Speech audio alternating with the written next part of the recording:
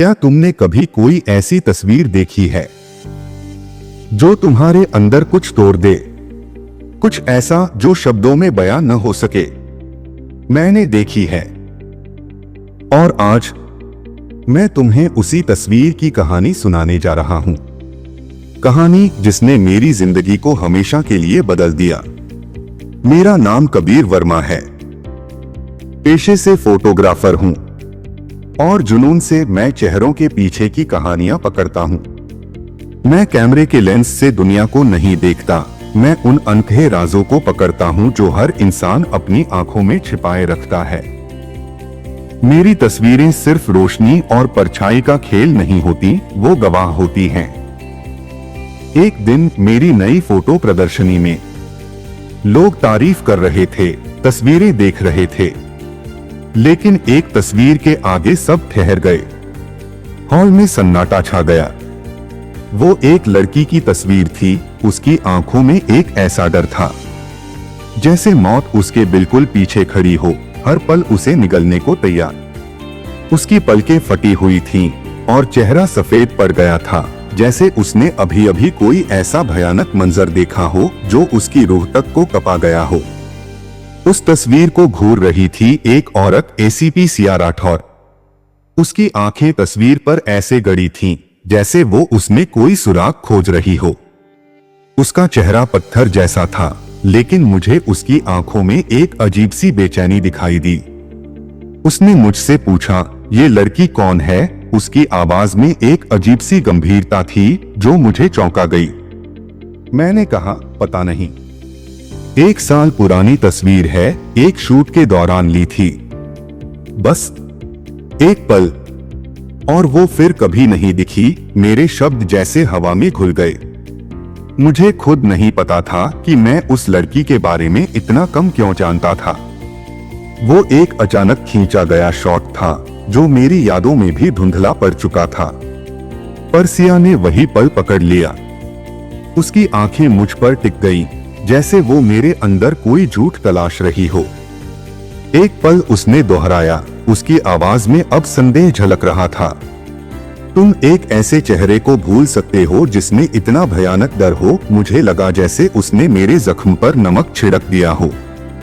मैंने उस तस्वीर को कला का एक नमूना समझा था, लेकिन सिया की बातों ने मेरे अंदर एक अजीब सी घबराहट पैदा कर दी। जांच शुरू हुई। सिया ने उस तस्वीर को अपना पहला सुराग बना लिया था। उसने उस लड़की की पहचान निकालने के लिए पूरी पुलिस टीम लगा दी। मुझे पता चला कि पुलिस ने कई बार उस तस्वीर को अलग अलग डेटाबेस में खंगाला था, लेकिन कोई नतीजा नहीं निकला था।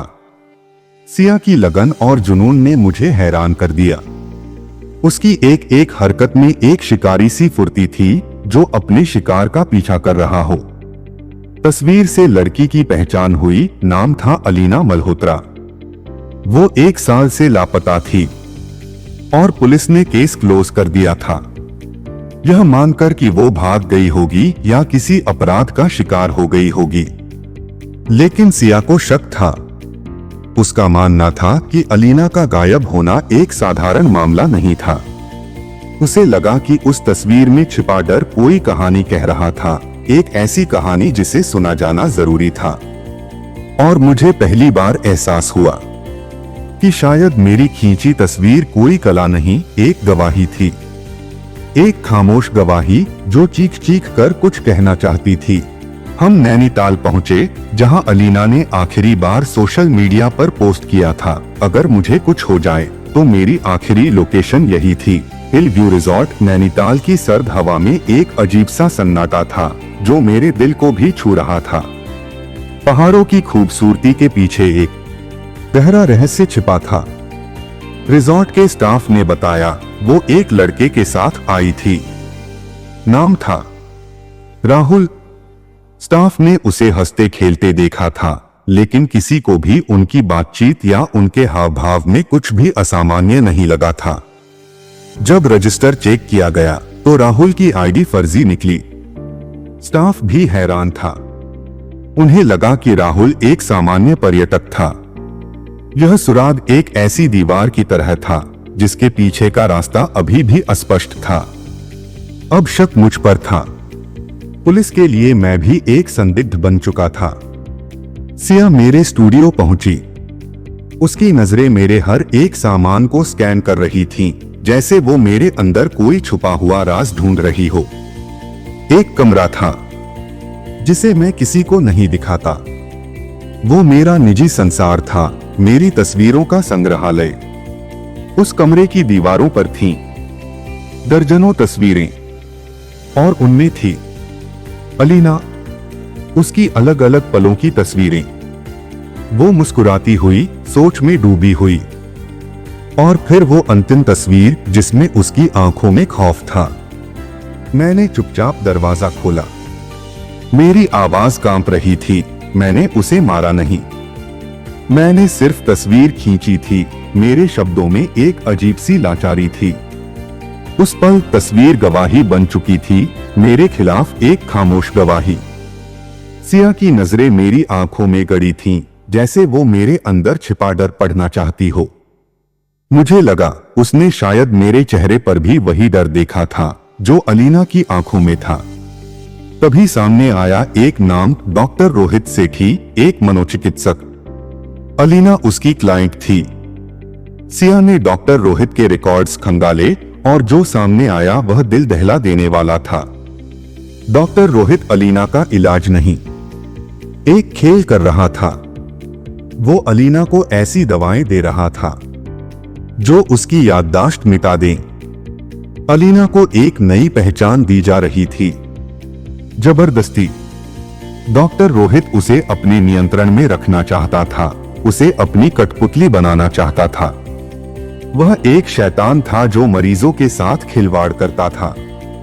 फिर एक रात डॉक्टर रोहित ने कबूल किया, उसने मुझे रिकॉर्ड किया था। सब उजागर करने वाली थी। मैंने उसे मार दिया, उसकी लाश झरने में फेंक दी। उसकी आवाज में कोई पछतावा नहीं था, बस एक अजीब सी शांति थी। उसका कबूलनामा मेरे कानों में गूंज रहा था। मैं सन्न रह गया। और उसी दिन उसी झरने के पास मैंने दूर से एक लड़की को खड़ा देखा था।